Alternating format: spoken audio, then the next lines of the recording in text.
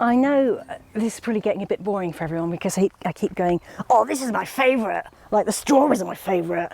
The ale hoof is my favourite. Everything's my favourite, but this is really my favourite apart from the little strawberries.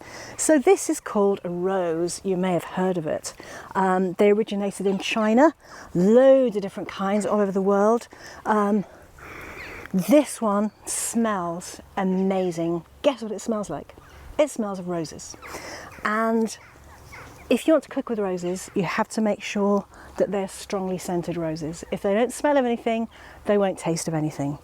And the other thing that people do sometimes, depending on the rose, is this little bit down here, the very end of the petal, is sometimes nicked off, because if there's going to be any bitterness, it's going to be in that bit.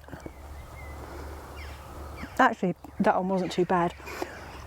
Generally, you don't know what kind of rose you've got, but if I tell you they're all edible, then that will give you quite a lot to go on. I have neighbours with lots of roses, and as they fall, if you ask very nicely, and if you don't have roses yourself, just ask very nicely and people will give you permission to pick up petals.